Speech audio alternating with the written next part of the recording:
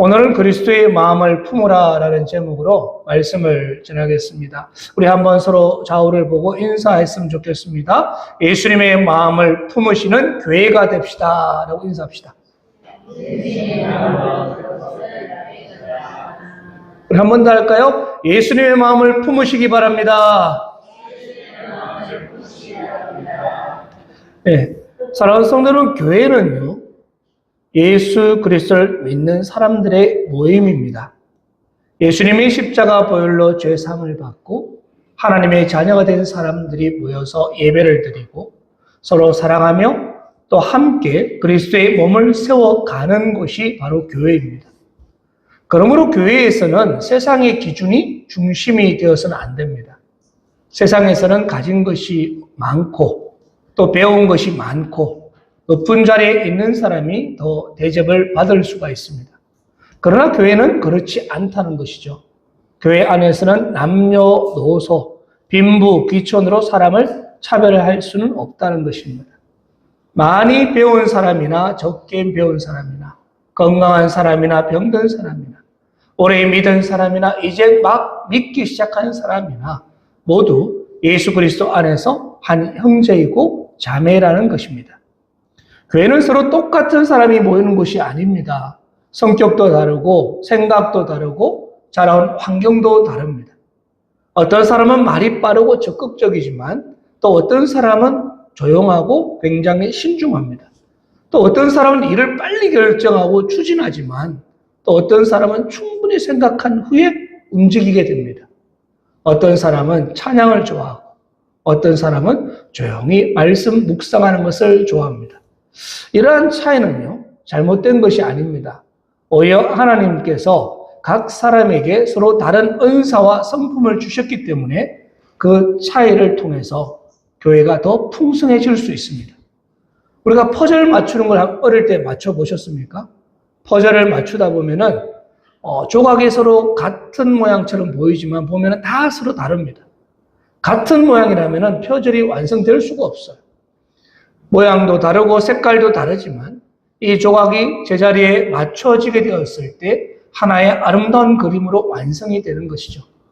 교회도 마찬가지입니다. 성도들이 서로 다 다르지만 모두가 교회의 머리이신 예수 그리스도를 바라보고 그분의 말씀을 따를 때 우리는 아름다운 공동체가 된다는 것입니다.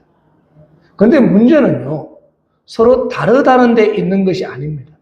문제는 자기 생각만 옳다고 주장하는 데 문제가 있습니다. 자신의 의견을 내려놓지 못하고 자신의 유익과 자존심만 앞세울 때 교회 안에서는 불화가 생기고 다툼이 생길 수밖에 없게 됩니다. 오늘 본문에 나오는 빌립보 교회는요, 너무나 좋은 교회였습니다. 복음을 위해 헌신했고 사도 바울을 사랑하며 물질로 섬겼던 교회입니다. 그러나 그 교회 안에서도 성도들 사이에 갈등과 다툼이 있었다는 것이죠. 그래서 바울은 2장 3절과 4절에 이렇게 권면을 합니다.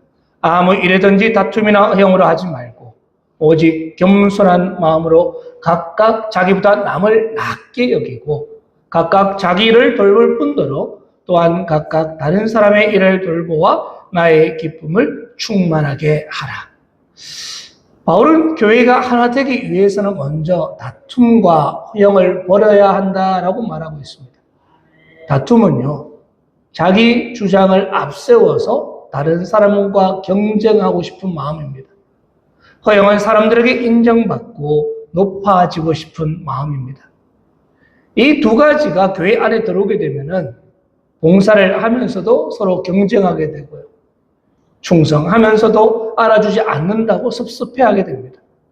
좋은 일을 하면서도 자신의 이름을 드러내고 싶어 하고요. 겉으로는 교회를 섬긴 것 같지만 속으로는 자신을 세우게 된다는 것이죠. 그래서 바울은 오늘 본문 5절에서 교회가 하나 될 수 있는 가장 중요한 길을 가르쳐주고 있습니다. 5절에 너희 안에 이 마음을 품어라. 곧 그리스도 예수의 마음이니.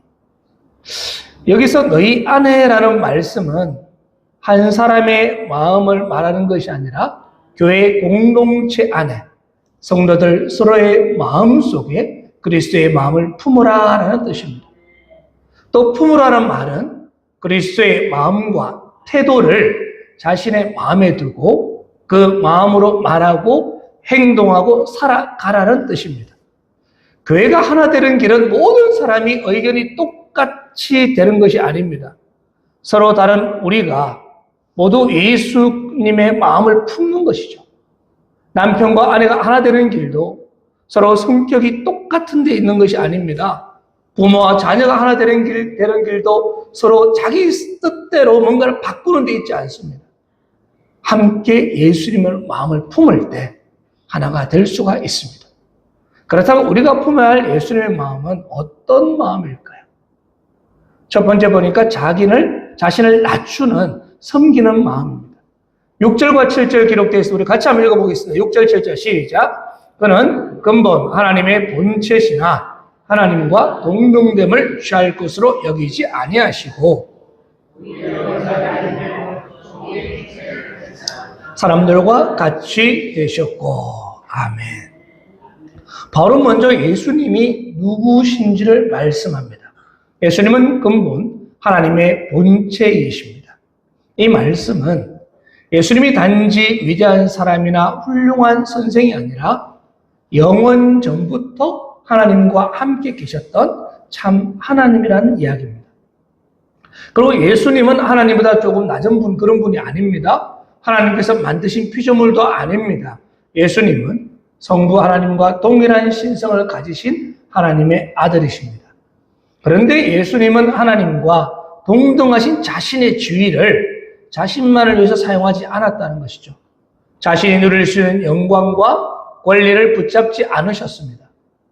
오히려 자신을 비우시고 종의 형체를 가지시는 거예요. 여기서 자기를 비웠다라는 말은 예수님께서 하나님의 신성을 버렸다는 말이 아닙니다. 하나님의 길을 포기했다는 말도 아니에요. 예수님은 참 하나님이시면서 동시에 참 사람으로 이 땅에 오셨습니다. 예수님이 자기를 비우심은요, 자신이 가진 것을 없애버린 것이 아니라 우리를 구원하기 위해서 자신을 온전히 내어주셨다는 뜻입니다. 자신의 권리와 영광을 주장하지 않고 낮은 자리로 내려오셔서 죄인들을 섬기셨다는 것이죠. 만왕의 왕이신 분이 종의 모습으로 오셨습니다. 모든 사람에게 섬김을 받아야 할 분이 오히려 오셔서 사람들을 섬기시는 것이었습니다. 예수님은 화려한 왕궁이 아니라 베들레헴의 초라한 구유에서 태어나셨습니다. 머리 둘 곳도 없이 사셨습니다. 예루살렘에 들어가실 때는 빌린 나귀를 타셨고 제자들과 마지막 식사를 할 때는 빌린 다락방을 사용하셨습니다. 죽으신 후에는 아리마대 요셉의 무덤에 장사되셨습니다. 그러나 예수님의 가난은요, 단순히 물질이 없다는 뜻이 아닙니다. 가장 높으신 분이 가장 낮은 자리로 내려오셨다는 뜻입니다. 요한복음 13장을 보면 예수님께서 제자들의 발을 씻겨주시는데요. 당시 발을 씻기는 일은 집안에서 가장 낮은 종이 하는 일이었습니다. 그런데 선생님이시면서 주님이신 예수님께서 허리에 수건을 두르시고 제자들의 더러운 발을 씻겨주시는 거예요. 그런데 더 놀라운 것은요, 예수님께서 잠시 후에 자신을 배신할 가룟 유다의 발도 씻겨주셨다는 것입니다. 예수님은 자신을 사랑하는 사람만 섬긴 것이 아니었어요. 자신을 배신할 사람들까지 끝까지 사랑하셨습니다. 예수님께서 마태복음 20장 28절에 이렇게 말씀하십니다. 인자가 온 것은 섬김을 받으려 함이 아니라 도리어 섬기려 하고 자기 목숨을 많은 사람의 대속물로 주려 함이니라. 그렇습니다. 이것이 그리스도의 마음인 줄로 믿습니다. 예수님은 내가 누구인데 이런 일을 해야 하느냐 그렇게 말씀하지 않으셨어요. 나는 하나님의 아들이니 너희가 나를 섬겨라 라고 주장하지도 않았습니다. 그냥 자신을 낮추시고 우리를 섬겨주셨습니다. 사랑하는 성도 여러분, 교회와 가정의 갈등은요, 대부분 내가 누군데 하는 데서 시작합니다. 내가 이 교회를 위해서 얼마나 오래 다녔는데, 내가 교회를 위해 얼마나 많이 수고했는데, 내 나이가 몇 살인데, 내가 부모인데, 심지어 내가 남편인데, 내가 아내인데, 왜 내 의견을 받아주지 않고 존중해 주지 않느냐고 이야기하면서 시작된다는 거예요. 이런 마음이 커지면은 다른 사람을 섬기기보다 섬김을 받으려고 합니다. 상대방의 말을 듣기보다 자기 말을 하기 바쁩니다. 공동체의 유익보다 자신의 체면과 자존심을 지키려고 합니다. 그러나 예수님의 마음을 품으면요, 질문이 달라지는 것이죠. 예수님의 삶의 태도를 품게 됩니다. 누가 나를 섬겨줄 것인가가 아니라 내가 오늘 누구를 섬길 수 있는가라고 생각하게 됩니다. 왜 아무도 나를 알아주지 않는가가 아니라 내가 누구를 격려하고 세워줄 수 있는가를 생각하게 된다는 것이죠. 왜 저 사람이 나와 같지 않은가가 아니라 하나님께서 저 사람을 통해 무엇을 이루시려고 하는가라고 바라보게 됩니다. 겸손은 자기 자신을 쓸데없는 사람이라고 생각하는 것이 아닙니다. 겸손은 하나님 앞에서 자신을 바로 보는 것입니다. 내가 가진 모든 것이 하나님의 은혜임을 인정하는 것이죠. 내가 가진 건강도, 물질도, 지식도, 경험도, 은사도 모두 하나님께서 우리에게 주신 것입니다. 그러므로 우리는요, 사실 자랑할 것이 아무것도 없어요. 다른 사람보다 내가 조금 더 가진 것이 있다면은 그것을 자랑하라고 주신 것이 아니라 더 많이 섬기고 베풀라고 주신 것입니다. 사랑하는 성도 여러분, 우리가 높은 산에 올라가 보면요, 알잖아요. 우리나라에서 한라산이 높다 그러고 백두산이 높다고 이야기하지만 에베레스트 산에 비교하면은 높은 것이 아니지 않습니까? 그리고 우리 주변에 웅덩이나 호수가 아무리 넓다 하더라도 바닷가에 가보면은 그것은 넓은 것이 아닙니다. 전혀 자랑할 수가 없다는 것이죠. 우리가 진정으로 겸손해지는 길은요, 다른 사람과 자신을 비교하는 것이 아니라 거룩하고 완전하신 예수님 앞에 서는 것입니다. 예수님 앞에 서게 되면은 내가 얼마나 부족한 사람인지 알게 됩니다. 그리고 동시에 이렇게 부족한 나를 주님께서 얼마나 사랑하셨는지 깨닫게 된다는 것이죠. 그렇게 교회에서 서로 우리가 높아지려고 하지 않았으면 좋겠습니다. 남의 눈에 띄는 자리를 찾지도 마시기 바랍니다. 이름 없이 빚도 없이 섬기는 일을 귀하게 여기시기 바랍니다. 누가 알아주지 않아도 하나님께서 알아주십니다. 물이 낮은 곳으로 흐르는 것처럼 하나님의 은혜도 낮아진 마음을 통해서 흘러갈 줄 믿습니다. 우리 모두 예수님의 겸손한 마음을 품고 서로를 섬기기를 간절히 원합니다. 그리고 두 번째는요, 죽기까지 순종하는 마음이에요. 8절인데 같이 한번 읽어보겠습니다. 사람의 모양으로 나타나사 자기를 낮추시고 죽기까지 복종하셨으니 곧 십자가에 죽으심이라. 아멘. 예수님의 낮아지심은 사람으로 오신 것에서 끝난 것이 아니었어요. 예수님은 자신을 더욱 낮추십니다. 죽기까지 하나님 아버지께 순종하시는 거예요. 그것도 가장 고통스럽고 수치스러운 십자가 죽음에까지 순종하십니다. 십자가는 당시 로마 제국에서 노예나 반역자들, 흉악한 죄인들, 또 정치범들을 처형하는 형벌이었습니다. 로마 시민에게는 행하지 않는 그런 형벌이었어요. 너무나 수치스럽고 잔인한 형벌이었기 때문에 그렇습니다. 십자가에 달린 사람은 옷이 벗겨진 채 사람들의 조롱을 받아야 했고요. 손과 발에 못이 박혀야 했고 숨조차 제대로 쉴 수 없는 고통 속에서 서서히 죽어갔던 것입니다. 그런데 죄가 없으신 하나님의 아들이 그 십자가에 달리셨습니다. 예수님께서 십자가에 달리신 것은 자신의 죄 때문이 아니었어요. 예수님은 죄가 없으셨잖아요. 예수님께서 십자가에서 죽으신 것은 우리의 죄를 다 대신 담당하시기 위해서였다는 것이죠. 우리가 받아야 할 형벌을 예수님이 받으셨습니다. 우리가 흘려야 할 피를 예수님이 흘리셨습니다. 우리가 하나님께 버림받아야 하지만 예수님께서 우리 대신 버림받으셨습니다. 그래서 이사야 53장 5절은 이렇게 이야기합니다. 그가 찔림은 우리의 허물 때문이요 그가 상함은 우리의 죄악 때문이라. 그렇습니다. 예수님의 십자가는 단순히 우리도 희생하며 살자 그렇게 도덕적인 교훈을 이야기하는 것이 아닙니다. 십자가는 죄인을 살리기 위한 대속의 죽음이었습니다. 우리가 예수님의 겸손과 순종을 본받기 전에 먼저 해야 할 일이 있습니다.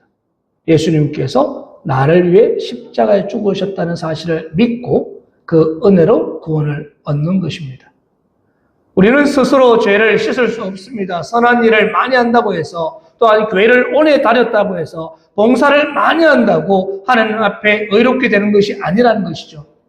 오직 우리를 대신해서 십자가에 죽으시고 부활하신 예수 그리스도를 믿을 때 우리가 죄사함을 받고 하나님의 자녀가 되는 것입니다. 이 복음을 믿는 사람은 이제 예수님의 순종을 따라 살아가는 것입니다. 구원받았기 때문에 감사함으로 순종하는 것이죠. 순종은 내 생각과 하나님의 말씀이 딱 맞아 떨어질 때 따르는 것이 아니에요. 때로는 이해되지 않아도 하나님을 신뢰하며 말씀을 따라가는 것이 순종입니다. 손해가 있어도 말씀을 붙드는 것이 순종이고요. 내 감정을 내려놓고 사랑하는 것이 순종인 줄로 믿습니다. 겟세마네 동산에서 예수님이 십자가의 고통을 앞에 두고 기도하십니다. 내 아버지여, 만일 할만하시거든 이 잔을 내게서 지나가게 하옵소서. 예수님도 십자가의 고통을 모르지 않으셨습니다. 그러나 이어서 이렇게 기도하시죠. 그러나 나의 원대로 마시옵고 아버지의 원대로 하옵소서. 사랑하는 성도 여러분, 이것이 순종입니다. 자신의 뜻과 감정이 없다는 뜻이 아닙니다.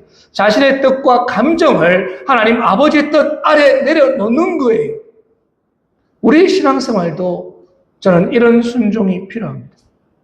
주님께서 서로 사랑하라고 말씀하셨으니까 서로 사랑하는 것입니다. 사랑할 만한 사람만 사랑한다면 누구나 사랑할 수 있지 않겠습니까?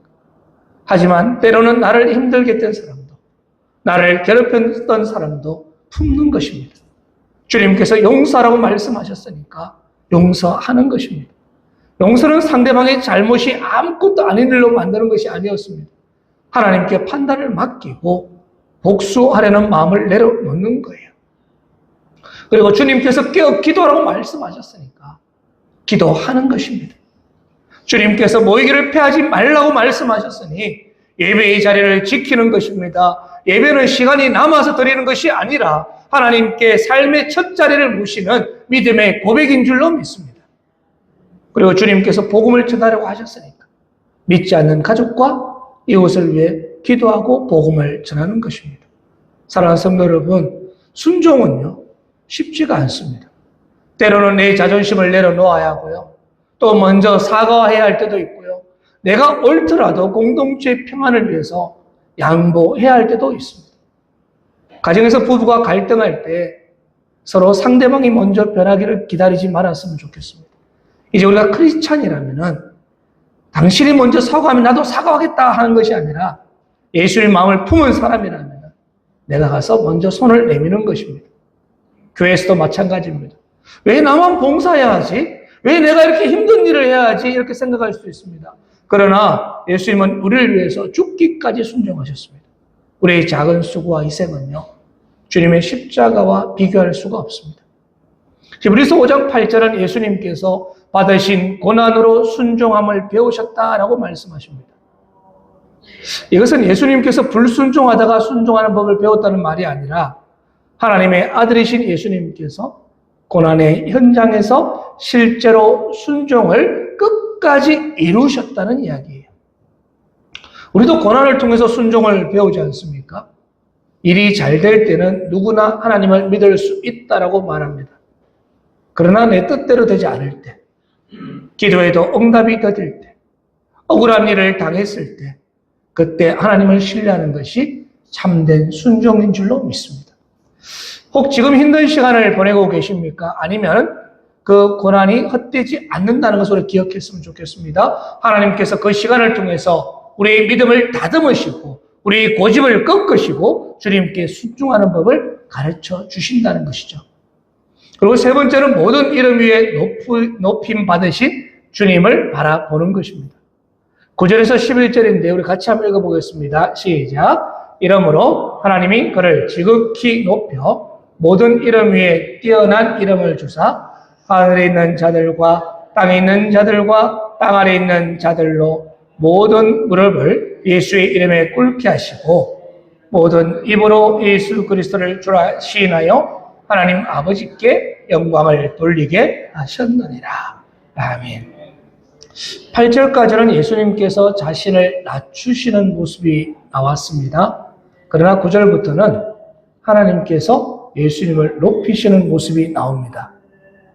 예수님은 가장 낮은 자리까지 내려가셨어요. 그러나 하나님께서 그 예수님을 지극히 높이십니다. 예수님을 죽은 자 가운데서 다시 살리셨고요.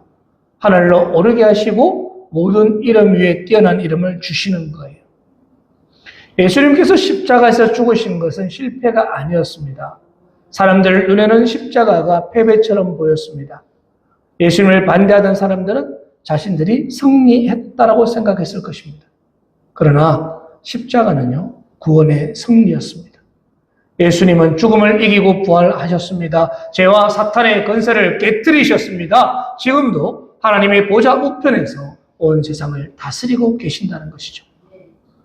하나님께서 예수님께 모든 이름 위에 뛰어난 이름을 주셨다는 것은 단순히 예수님의 이름이 유명해졌다는 뜻이 아닙니다. 성경에서 이름은 그 사람의 권위와 지위와 성품을 나타내고 있습니다. 하나님께서 예수님이 모든 만물을 다스리는 주님이심을 드러냈다는 것이죠. 마지막 날에 하늘에 있는 자들과 땅에 있는 자들과 땅 아래에 있는 모든 자가 예수님 이름 앞에 무릎을 꿇게 될 것입니다. 모든 입이 예수 그리스도를 주라고 고백하게 될 것입니다. 어떤 사람은 기쁨과 감사함으로 주님이라고 고백할 것이고요.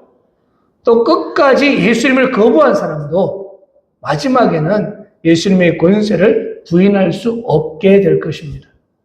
사랑하는 성도 여러분, 오늘 우리가 기쁨과 감사함으로 고백할 수 있었으면 좋겠습니다. 주님이 나의 주인이십니다. 내 인생은 주님의 것입니다. 내 뜻보다 주님의 뜻을 따르겠습니다. 예수 그리스도는 주님이십니다라는 고백은요, 우리 입술의 고백만으로 끝나서는 안 됩니다. 예수님이 나의 주님이라면은 내 삶의 모든 영역이 주님의 다스림을 받아야 한다는 것이죠. 주일에는 예수님이 주인이시지만 평일에는 내가 주인이 되어서는 안 된다는 이야기죠. 교회에서는 예수님의 말씀을 따르지만 돌아가서 가정과 직장에 가면은 또 내 성질과 내 욕심대로 살아서는 안 된다는 이야기입니다. 내 시간이 주인이 예수님이십니다. 그러므로 시간을 내 욕심만 위해서 사용하지 않고 예배하고 기도하고 이웃을 섬기는 데 사용하는 것이죠. 내 물질의 주인은 예수님이십니다. 그러므로 물질을 나만 위해 쌓아두는 것이 아니라 하나님 나라와 어려운 이웃을 위해 나누는 것입니다. 내 말의 주인은 예수님이십니다. 그러므로 다른 사람을 상하게 하는 말, 험담하는 말, 비방하는 말을 버리고 사람을 살리고 세워주는 말을 하는 것입니다. 우리 가정의 주인도 예수님이십니다. 그러므로 가정에서도 자기 주장으로 이기려고 하지 마시고 주님의 말씀을 따라 서로 사랑하고 섬기는 것입니다. 사랑하는 성도 여러분, 세상은요, 우리에게 자신을 자꾸 높이라고 말하고 있지 않습니까? 야, 더 많이 가져. 더 높은 자리에 올라가야 돼. 다른 사람보다 앞서야지 성공하는 것이다. 라고 말합니다. 그러나 하나님의 나라 길은 좀 달라요. 하나님 앞에서 자신을 낮추는 사람이 높임을 받습니다. 다른 사람을 섬기는 사람이 하나님께 귀하게 쓰임 받습니다. 야고보서 4장 10절은 말씀합니다. 주 앞에서 낮추라. 그리하면 주께서 너희를 높이시리라. 아멘. 그렇다고 겸손하게 살면 하나님께서 반드시 세상적인 성공이나 높은 지위를 주신다는 그런 뜻은 아닙니다. 하나님께서 주시는 참된 높음은요, 사람들에게 유명해지는 것이 아니라 하나님께 인정받는 것입니다. 그리스도와 함께 영원한 영광에 참여하는 것이죠. 그렇기 때문에 사람들에게 인정받으려고 너무 애쓰지 않았으면 좋겠습니다. 알아주지 않는다고 낙심하지도 마시고요. 내가 억울한 일을 당했다고 스스로 높아지려고 싸우지도 마시고 하나님께서 우리의 수고를 알고 계신 줄로 믿습니다. 아무도 보지 않는 곳에서 흘린 눈물을 알고 계시고 이름 없이 섬긴 충성을 하나님은 기억하고 계십니다. 우리의 할 일은 우리 자신이 높아지는 것이 아니라 예수님을 높이는 것입니다. 내가 높아지는 것이 목적이 아니라 나의 삶을 통해서 예수님의 이름이 높아져야 한다는 것이죠. 찬양을 해도 예수님의 이름이 높아져야 하고, 봉사를 해도 예수님의 이름이 드러나야 하고, 교회가 성장하고 좋은 일을 해도 사람의 이름이 아니라 예수님의 이름이 드러나고 높아져야 합니다. 11절의 마지막에 이렇게 말하고 있습니다. 하나님 아버지께 영광을 돌리게 하셨느니라. 예수님의 낮아지심과 순종하심과 높아지심의 최종 목적은 하나님 아버지께 영광을 돌리는 것입니다. 우리의 삶의 목적도 같습니다. 먹든지 마시든지 무엇을 하든지 하나님의 영광을 위해서 살아야 한다는 것이죠.